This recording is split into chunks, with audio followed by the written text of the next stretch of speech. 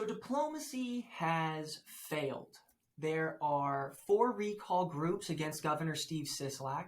Fight for Nevada was the first, and it's the one that's furthest out of the way. We'll just forget about it for now because of the corruption and the incompetence, the divisiveness, and the destruction that they've had a history of facilitating. So the 3 major groups here at play are Born Patriots, which is a mutiny group which formed out of Fight for Nevada based on the corruption that they had. And I've covered that in the video, which I'll link in the description, about the mutiny of Fight for Nevada. The second one being myself, started in April creating an online petition and verifying with the government voter databases to grow a list of 244,000 signatures before we go to the Secretary of State, so that we know that we can succeed because we know exactly who we need to talk to and how to contact them. And then the third group is called Save Nevada. I had a conversation with the leader, Kelly Slater, in the last video, saying that groups 3 and 4 unite. And now I'm here to tell you that we didn't actually unite. When we had a great conversation, after the phone call, it came time to where I was sharing ways in which we were going to merge, where their new Facebook users' data would be sent to the database and my government voter data would be filtered and sent out to the volunteers so that they could call active eligible voters and continue a process of adding people to the list and getting their signature. Same goes for Born Patriots. And a lot has happened with Born Patriots and myself. I found out that the reason for the mutiny within Fight for Nevada has to do with the Clark County leader, which every volunteer within Born Patriots knows her name. Her name is Gail Powers. She lives over in the rural area of Northwest Las Vegas, and she owns an equestrian center where she races horses. I mean, really an interesting life and a really good person. Really great with phone calls and leadership. Really, really impressive personality in the recall group. And everyone who volunteers with Recall Nevada is essentially being led by Gail Powers, who is then being led by a board of directors who has an elected president, the Carson City Board of Directors. So Born Patriots, the mutiny group, when they said they had bylaws, they actually formed an entity in which the board of directors was designating one board member for each county in the state of Nevada. So it's like 90% of the rural land is controlled by 90% of the rural. Let's see. 90% of the organization, Born Patriots, is controlled by the rural leaders. And then there's one Clark County leader who has about 70-80% of the population, thus 70-80% of the work. And so I had a meeting with Gail Powers, the board of director for Clark County within Born Patriots, and two other people who were really close to the campaign, if not volunteers, and actively involved. And that group was a good group. I mean, we had a great conversation, and I showed them not only what you're looking at the screen here, which is the organizational chart that I created of Born Patriots. This is the formal structure of the group as I understand it. And my goal was to get their contact list of Born Patriots and fill this thing out so that they could have a visual overview of the entire organization. On top of that, creating the integration in which we could work together. Basically, their volunteers would be given things to do and always have very effective work structure. And then I would continually get data inbound into the database, which I would sift, filter, cross-reference, and then export and email and just do a lot of the tech work. And so, I mean, it's very promising. It's very exciting. Obviously, it seems like, as far as connecting, I would be the data guy. I'd be the CTO, the one doing all the technological spreadsheets and everything, and sending it out to the groups. So, I mean, I would be open to working with both. And if we could combine, that would be great as far as integrating with data in and data out. They do have two separate groups that are already, or two separate petitions that are already formalized with the Secretary of State. I don't, right? But I do have access to the government voter database. I did download it. I do have access to it. And then I am able to export and share, as well as receive inbound signups and verify it with the government voter database just to see if they're eligible and who in the household is eligible. But we ran into snags on both campaigns. So Save Nevada, led by Kelly Slater, ran into a snag over the sharing of data.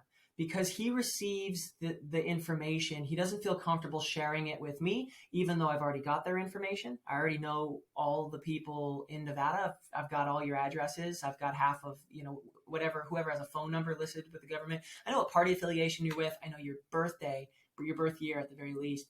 And just a few other, when you voted and stuff like that. So I've got access to all the data, but sharing that sign up data was a problem. He wanted to run it through everyone. And I seem to have caught him on the wrong side of the bed one morning when he presented it publicly to his Facebook group. And so the narrative that he presented to his group was, this guy wants your data. You want to join, you want us to work together? And obviously everyone's like, no, screw that guy. So I went into the group and try to, make, amends and try to explain that whole situation. But it doesn't seem like it got through. Especially when my request was that Kelly and I make a video and really explain how this is going to work so that it can be presented in an unbiased, or at least both sides of the story are presented in a video format to the group members. But that didn't happen. And he doesn't want to do that unless it's a really sit down together with no Zoom, but we're all right here in front of the camera together. Or maybe a round table. I don't know what he had in mind about that. But in addition to us being physically together, we also had to have Born Patriots in there as well. And the big problem about Born Patriots is the board of directors. So they're the ones essentially running the show and telling the group leaders what to do and how to lead. And right here, you can see we have the Carson City director. His name is Michael Morrissey. He was elected to be the president of this nonprofit organization. We've got the Clark County director, Elko, Lincoln, Nye, Story, Washoe. I think there's a few other counties. I just got, there's Lyon and others, but it's just it's like there's so few people in these counties that, aside from these are the top counties, but aside from those, there's basically no one in these counties compared to Clark County. And so Gail Powers is the leader of the 80% requirement, to get these signatures. And it's also the most difficult because it's so dispersed amongst the commercial zones and all the, the Democrats and inactive voters who live in Las Vegas, or people who are foreign, they're not Nevadan voters, or they're not even Americans. They'll be living in Vegas. They won't be living in Reno or Elko, stuff like that. So the structure just seems a bit imbalanced, and the ability to communicate with this organization or with the board is essentially impossible, especially to get direct. And when I was creating these videos and I was really excited about teaming up with especially Born Patriots, the one that has the majority of the volunteers, which we'll get into in a minute, I knew that in order for this to succeed, in order for us to group together in an alliance, and I also bring this up because, the main part that got me focusing on it was the interview that I had from the Nevada Independent. And that's on the YouTube channel. And I'll just pull this up real quick. The Nevada Independent wrote an article, and they also had an interview, which is right here. Pull it up in another link. And so it was a really great interview, and it was a really great eye-opener as far as getting the perspective of what's going on with this, the recall efforts and the overall recall effort against Governor Steve Sisolak. And so I knew that the absolute... So it shouldn't take too long. I just had a couple of questions for you. Any questions? Okay, so the absolute essential necessity was that there had to be great communication between me and them, especially the board. Because Gail Powers, even though, and let's get into the Gail Powers and really the power, she's the key. She's like really really one of the most important influential figures in the whole recall movement, because she's the reason why there was a mutiny in the first place. So when I made my video, I didn't know anything about Gail. I didn't know anything about the forgerer or anything like that. But Gail was the one who hired an investigator, and we had a long conversation. I didn't record any of those conversations or anything, but you'll just have to take my word for it, right? And so she hired an investigator to look into Fight for Nevada and the leaders that were in Fight for Nevada, because she was so actively involved, especially here in Clark County. And so she found, or her investigator found, that Rudy Cly, the second president of Fight for Nevada, has nothing in his name. He has no house, he has no cell phone, he has no car.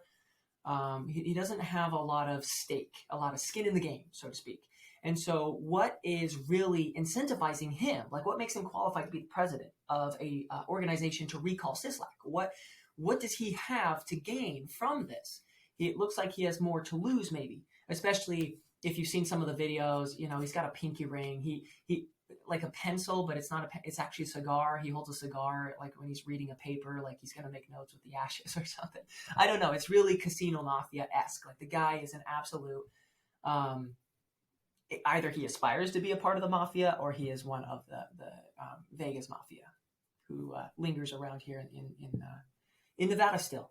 So that also kind of adds to the whole, like, Nevada's a corrupt organization. Sisolak is probably, especially with the lawsuit against McCarran Airport, that's where he made his millions. He made his millions by suing the people he represents, Governor Sisolak. Yeah.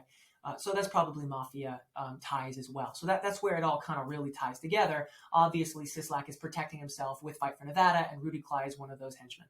So Gail Powers figured that out and kind of blew the whistle in the group and the leaders, and they formed Born Patriots. But Gail Powers is not the Clark County director. She doesn't want it. She doesn't want to be there.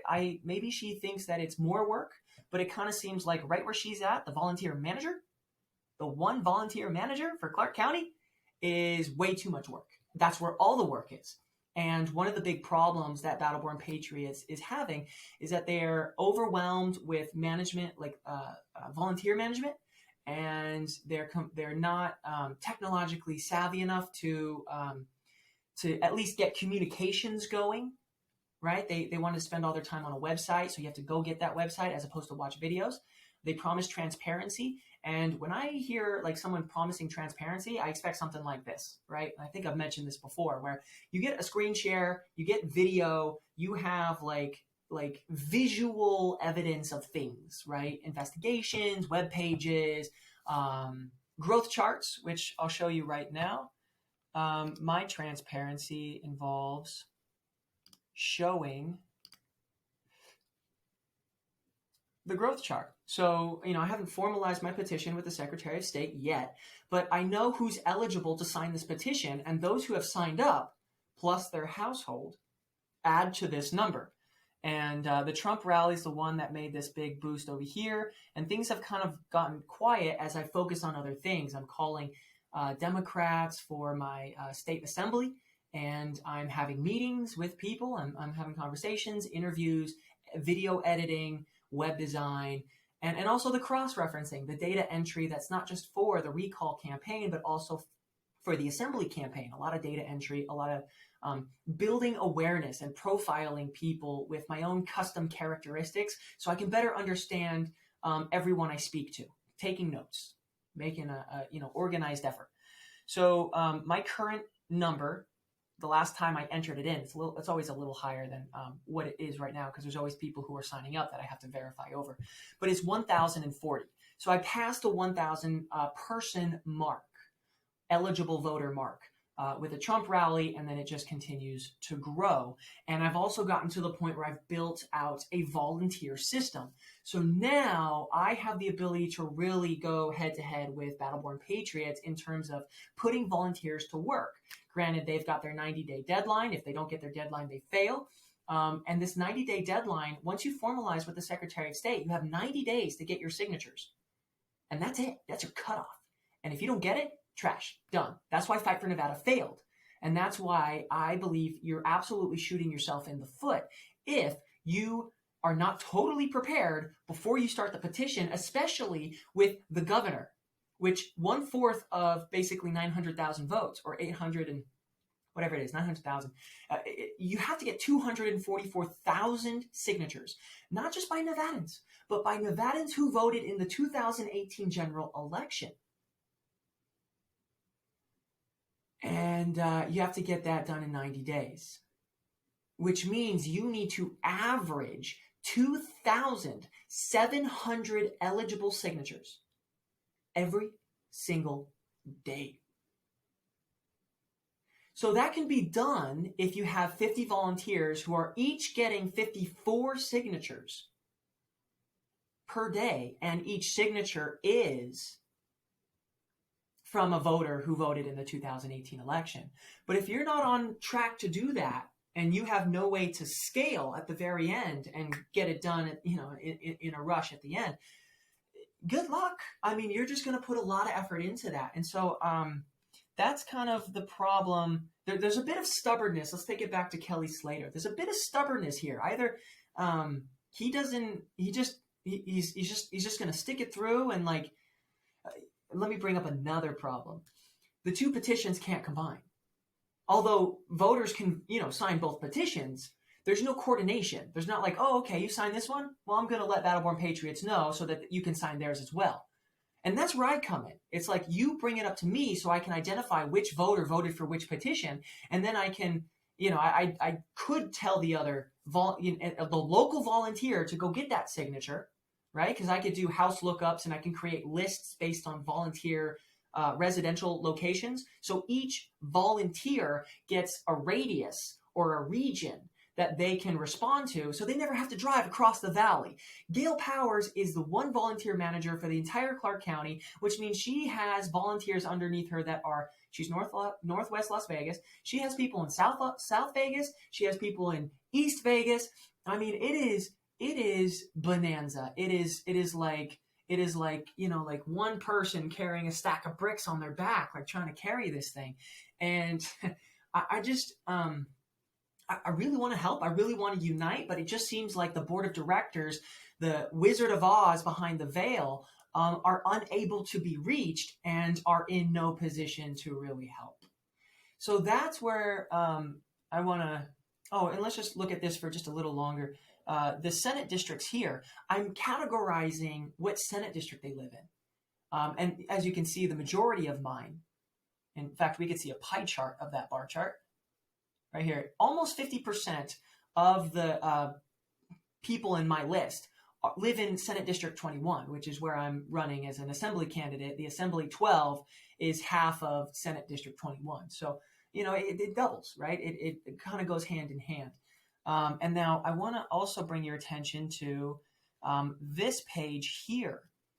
So top priorities, I have basically laid out the roadmap to success in recalling Sisolak. And the very first petition launched is not Sisolak, because he's the biggest. It's the most difficult thing to do to recall Sisolak. But I'll tell you what, the people who want to recall Governor Sisolak also want to recall the Democrat legislature and the crony board of regents who are controlling our educational system and leaving everything unchecked and, sifting money in different places. And we never know where the finances go. You want to know where the money goes in the educational system? You talk to the board of regents.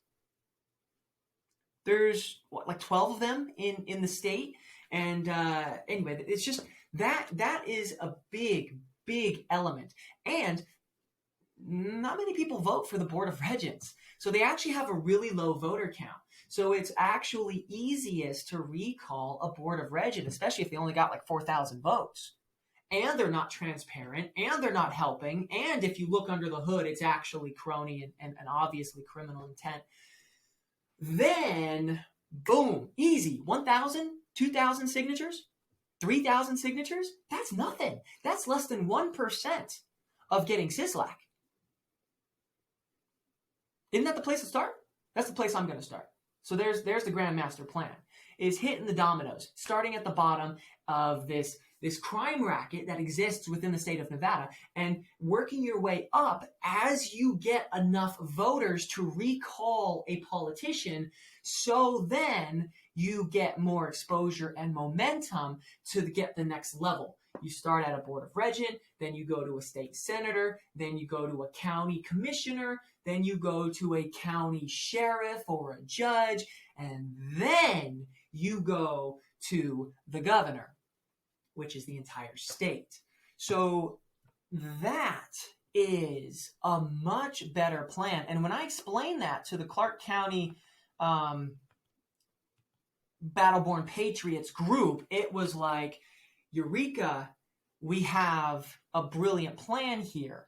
But there are some things that I can implement in my campaign that they can no longer implement. Granted, going after smaller politicians is kind of like a backpedal. You got to rewind to go back forward. It's a bit tedious. And same with the way in which I can present a petition paper, because the two other groups, and really all the other groups, they just take the sample and then they present that to the Secretary of State as the final draft to be verified. So when you verify a petition with the Secretary of State, you have to have a sample ballot or a sample paper, a sample petition paper that gets stamped, that gets verified. This is what it looks like. Therefore, we can verify when we get this in, this is what it's going to look like. So they just take the sample and it looks like garbage. I mean, it is very messy. It's very inefficient as far as like 4 signatures per paper. It's like nuts. As opposed to spreadsheet view. Name, address, signature.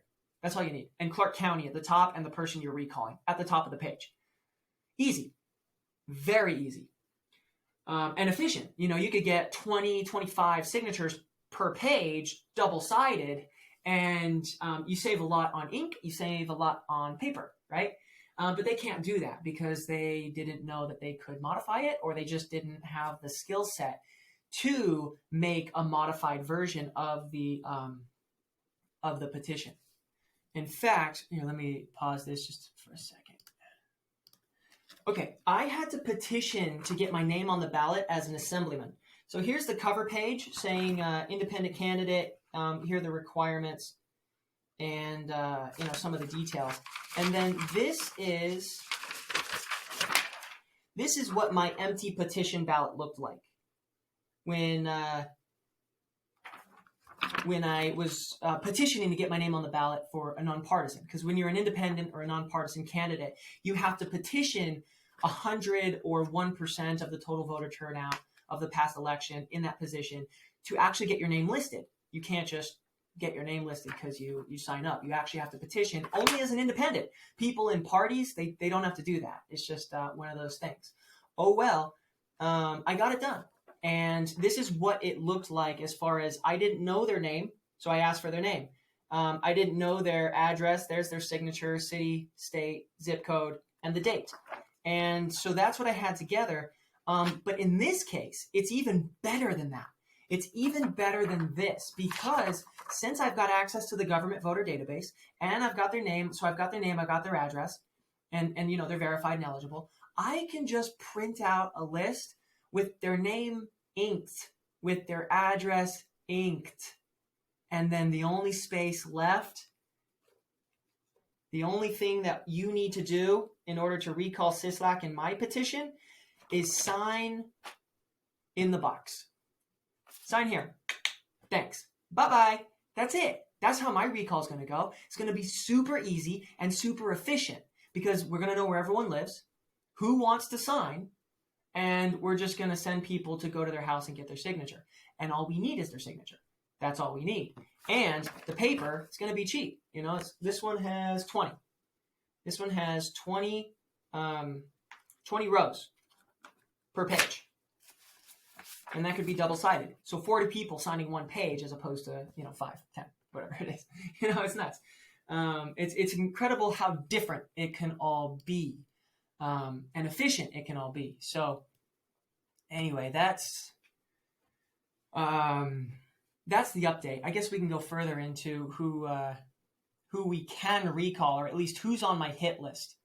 And so you better look out, these, and look into your politicians. It's time we stop focusing on the president and stop focusing on the governor, because they're just so big to make an impact right now. They just have so much momentum and so much power that in order to really make a change, you have to work your way up to them. And if we're going to recall Sisolak, we can easily recall Senator Moises Dennis, the straight ticket Democrat senator who actually lives in the district with the lowest voter turnout in Clark County, right? So it'll only take 4,313 signatures from people who also voted in the 2018 general election to recall Senator Dennis, okay?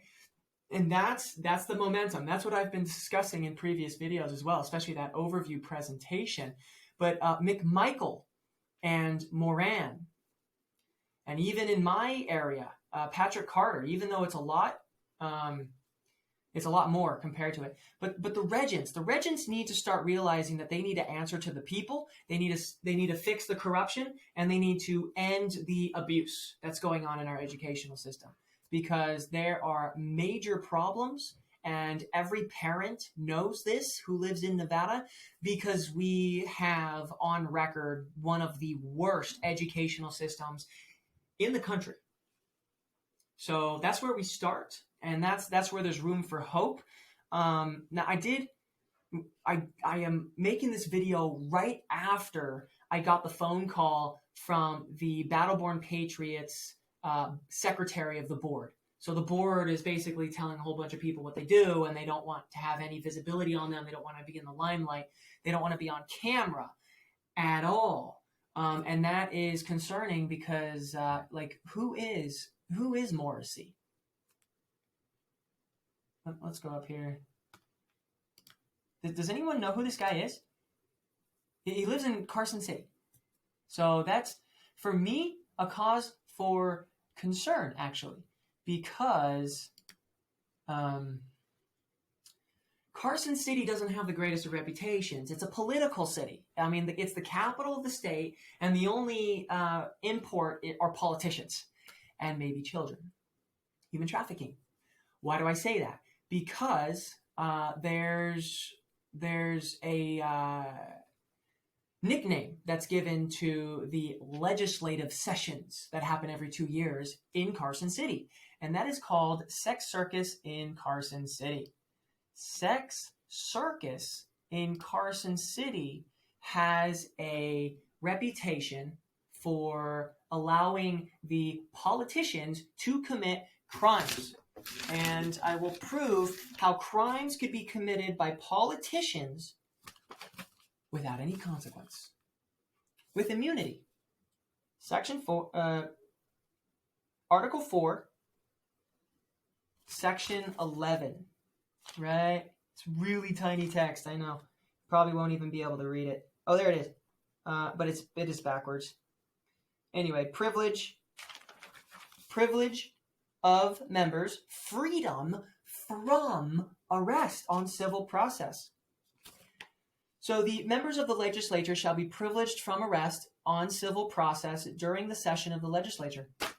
Legislature can't really go to jail if they, even if they commit, civil crimes or calm crimes or unnoticed crimes. I don't know, but they are immune. They're privileged from arrest. They got the privilege of not having to go to jail, even if they're a criminal.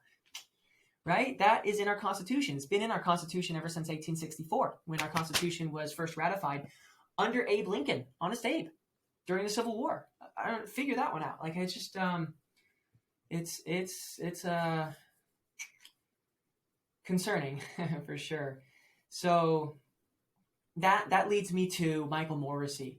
what is let me bring it back to Gail Powers. Gail Powers said that the one thing she needed to know from the board of directors when forming this new group, because she was the mutiny, she was the key that made the transition, but she wasn't actually a part of the top team.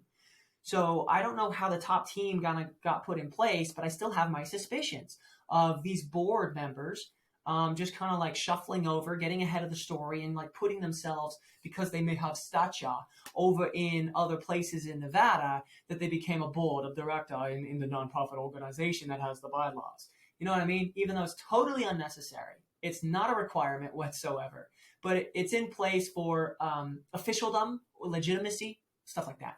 So my question is, who is Michael Morrissey, and what reputation does he have? What legacy has he built?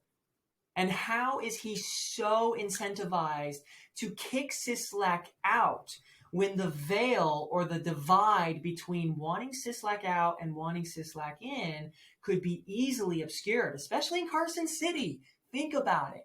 Carson City. Sex circus in Carson City. That's the reputation. That's the nickname that our legislative sessions have. Sex circus in Carson City. This isn't just like brothels. This isn't just like, go get elected, go to Carson City and just like pay for a prostitute. No. This is get blackmailed. This is do some heinous crimes. This is do maybe some sadistic crimes or let's say pedophile crimes. Why not? If it's on civil process, they're immune from it. They're privileged. Prove me wrong. You prove me wrong, right? So is Michael Morrissey really strongly for the recall of Sisolak? Or is he somebody that needs to ensure Sisolak remains governor? Therefore, he's a saboteur who kind of drifted his way into Born Patriots. And just an easy flip. It's an easy lie to say you want to recall someone when you absolutely need them to be governor to continue whatever crime racket you may have, right? If you are in a crime racket in Carson City involving politics and you need the governor that you had helped put into place remain there, then you have an active interest in sabotaging any recall efforts that would where the people unify and kick them out. So there's still problems and unanswered questions within Born Patriots. I stand firm on this need, this demand to see all of them in video footage all the time.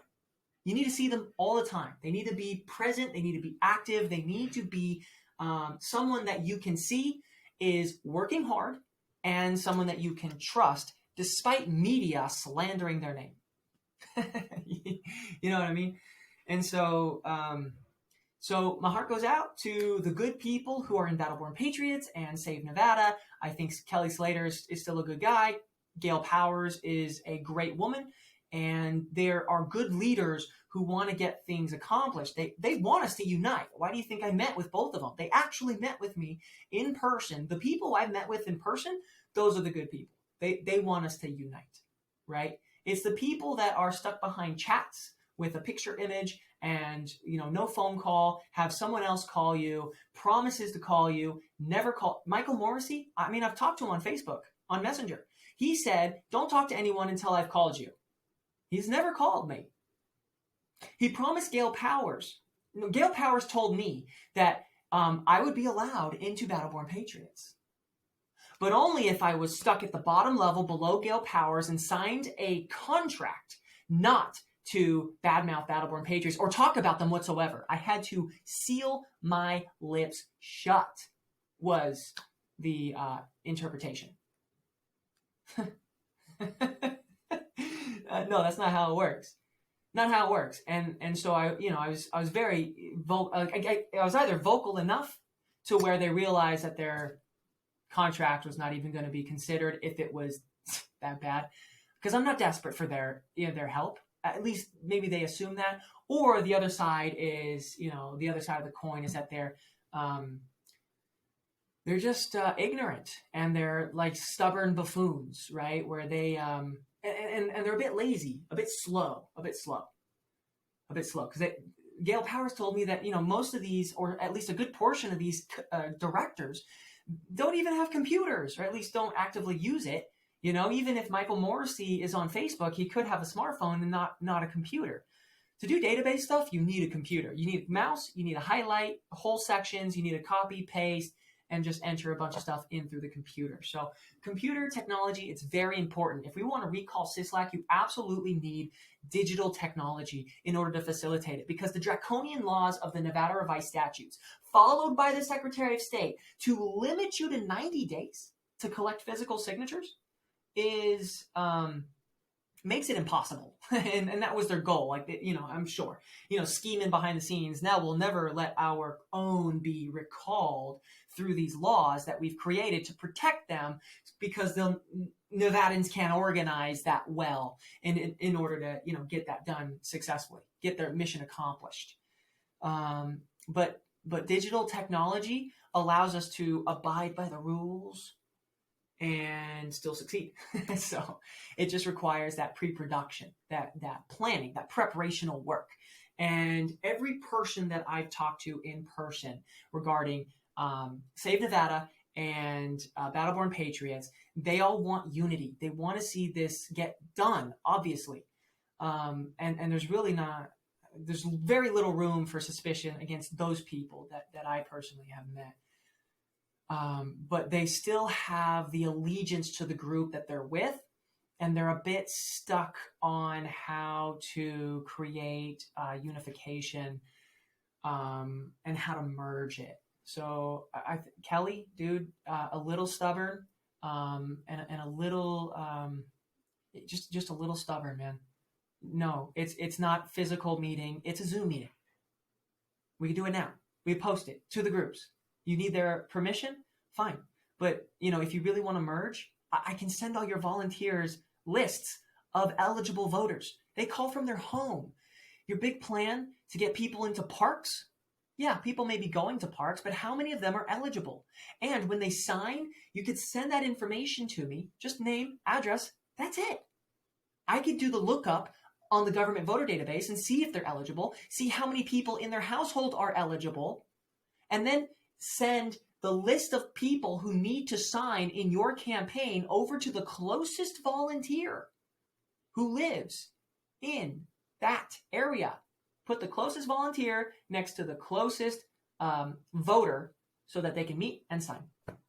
Easy. Born Patriots, Gail Powers, and everyone else who's volunteering in this group, who thinks that, look, Born Patriots is the biggest. It's got the most momentum. Obviously, they're going to probably go further than say Save Nevada, definitely, and also Fight for Nevada. They may get more than 33. But listen, if you don't get 243,000 eligible signatures, that's 2,700 per day. It's off. Deal's off. It's game over. Okay. Now we are about 3 weeks in, so 2,700 times 21, roughly. You're looking at about 55,000 signatures. So you should be talking to Gail, you should be talking to the directors, and you should be demanding that Michael Morrissey provide the transparency that they promised. They promised transparency. Great. So where are you at? How many signatures have you gotten? Do you have a growth chart of how many signatures you've actually gathered per day? You probably don't, because you don't have databases. You're not collecting or digitizing this information. Your phone calls would have to lead to guesstimation work, adding up the numbers and doing the math on a piece of paper so that someone can speak it to a camera for transparency, as opposed to my group, which literally shows a growth chart over time. I can create a growth chart for the volunteers who are signing up, and I can categorize the volunteers based on the things they want to sign up for. And then I can create another growth chart based on the amount of signatures I will be collecting once I'm all ready to go. So everyone can see public, live, real time even. That would take a little bit of work.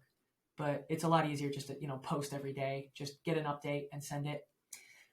Besides the point, really. Besides the point. That's my growth chart. Over time, this is it. Every time I update, every time I add, verify, there is transparent data right there for you to see. You can't miss it. As long as you're watching this video, you see the evidence and the work and the information that I have put together visually. So I'm just going to leave it at this. Born Patriots, I do not think is going to succeed. Their board of directors are too stubborn, and they're not technologically competent in order to get this thing done. And everyone else who sees the value in what I've got wants us to join. But I think the board of directors have a different motive. Either they are the corruption, they are actively working to sabotage, at least some of them, not all, I don't know. I really don't know them. But these are the options, right? Either they are corrupt and they're actively sabotaging, or they are maybe a bit too greedy and power hungry, but they mean well, and they think that they can do it. They really do. They really think they can do it. And so they see emerging as, oh, well, we're just going to give you everything, and you're not really going to give us anything, and it's going to be too difficult, and it's going to take too long to merge. Listen, as long as I get a contact list of everyone in your group, I can curate lists of active voters who have not signed your petition right now, tonight. Send them a text with a list of people so that tomorrow they can set in their Google Maps all the homes they need to go see. Like, come on. That is something that could be done today. Send me the contact list. I need your team's name. I need their phone. I need their email and their address. Don't need email, don't need phone, but those would be optional. They'd be preferred. And you should have it. And you send that over, and then I just create lists, and I welcome myself in a video like this. Hey, my name is Cardiff Gerhardt, and I'm coming on board as a CTO in the organization, and here's a list of people you need to go see. Go get their signatures. Done. Give them a call, right? And see if you can go to their house and get their signature, what day, or if you need to meet them in a public space in which they will go and meet you on a certain day and time. That's how it works. Facebook, redirecting your questions so that you get their name, you get their email, you get their address, and if they wish to volunteer. And then you database that information into my database, into the form, like you have a data entry person who enters the information that is entered from Facebook, group invites, into my form, and then I get that as a new volunteer request, and then I can get them set up with your local leader. If you don't do it, I'm going to do it. I already plan to do it. I'm going to do it even if you don't do it. I don't know why you don't want to do it, but there it is. You know what I mean? It's to the point where listen, you either wise up, which I don't think you're going to do, or I hope you do, but I really don't think you're going to do it. After the phone call I got from the secretary from the board today, just now, that's why I'm making this video, because I finally got the final confirmation. He said, it's not, he said, like, it's not in our best interest, or we're not going to merge. We're not going to work together. We're going to partner separate ways. But we wish you luck. And it sounded like he heard the spiel, and he has a bit of a pull in Gail's direction as well. Like, this is stuff we got to use. This is technology that we could easily integrate. I think one of the reasons was we don't have enough time. BS, you don't have enough time. You're already wasting so much time, it's ridiculous. You don't have the government voter databases. Are you even making calls? Are your volunteers instructed with lists and a caller script to make calls to eligible voters? It's absolutely essential. You can't just go door to door and expect to, reach the right people. You're going to waste way too much time. You need to know exactly where they live and what their phone number is. And if you don't have their phone number in the government database, you need to send them mail. You need to create a postcard, which I've already done, and mail it to them so they can call in and sign up through a business phone number, which I've already done. I don't want to give the phone number out because I still need to do just a tiny bit more work as far as creating the menu and that voicemail. Hey, thank you for calling the recall campaign against Governor Sisolak. Press 1 for a text message. Press 2 to leave a voicemail with your name and your address to sign up. And press 3 if you would like to get actively involved as a volunteer. Press 4 if you would like to financially contribute. Like, it's done. The systems, the implementation, my concept of how this is all going to work, the success is already in play. The domino effect, getting the regents, getting the senators, working your way up to Sheriff Lombardo, who's covering up for Bill Gates in the House of Saud over the Mandalay Massacre. The lone shooter theory is BS.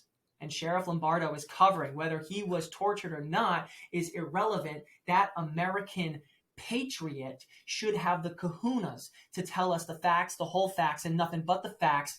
Leave the FBI out of it. You are the sheriff of the county, which means you are the leader of protecting us. It's your job, Lombardo. And you let us down. So you're going to be recalled as well.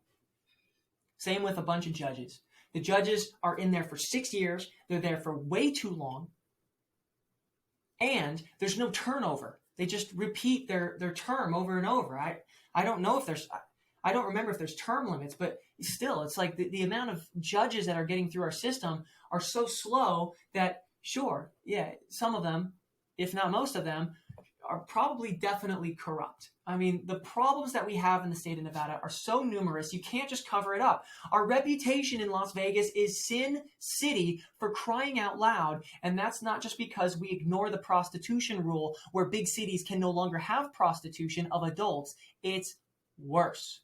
And it also has to do with human trafficking and the southern border, going up to Yuma, into Las Vegas, and dispersing people out from there. That's probably part of the reason why we got a big conference hub, is because a lot of airplane travel up from Las Vegas. It's really the biggest city in that southern region from that section, from Yuma, from the section of the border, the southern border.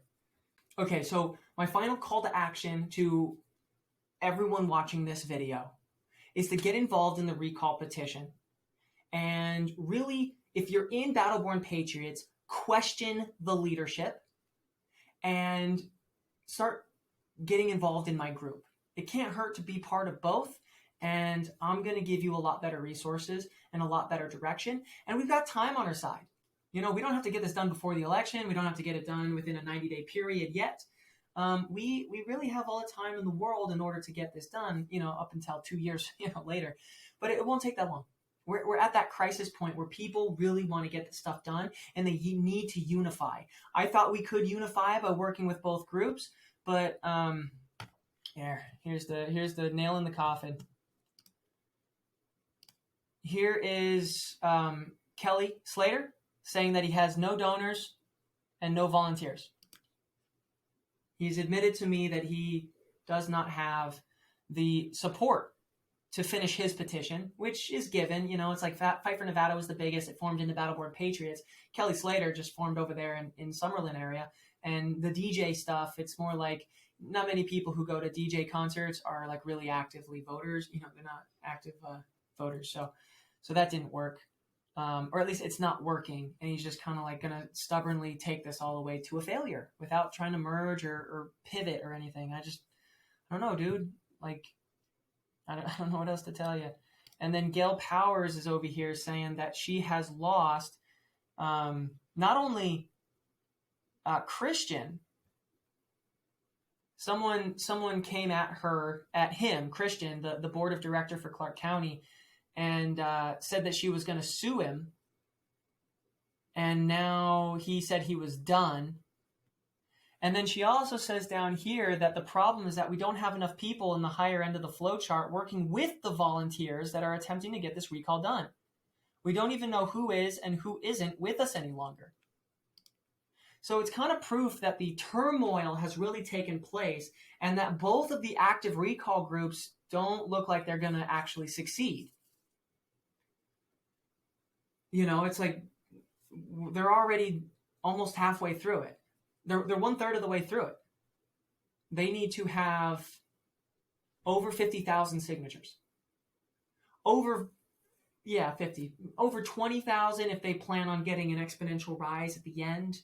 But still, 50,000, 60,000 is kind of where they should be. If they're on par, they're basically blindly gathering signatures, so it should be linear, and maybe there'll be more volunteer base in Clark County, in Sin City and Vegas Metro at the end, maybe. But it just seems like turmoil and struggle and just inefficiencies have really set problems, roadblocks. It just doesn't look like they're going to get it done.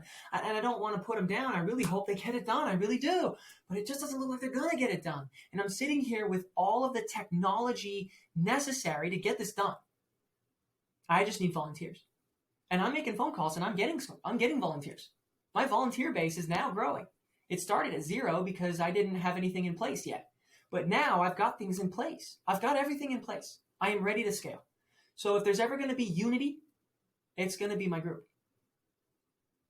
And it's only going to become obvious to everyone once the other two groups legitimately fail, 9 to 10 to 11. I think it's the beginning of December. The first week of December is when they legitimately end that 90-day period. So that's when it's going to take place. But I just wanted to make this update and really cover everything in a really thorough overview. All right, so that's all I got. Until next time.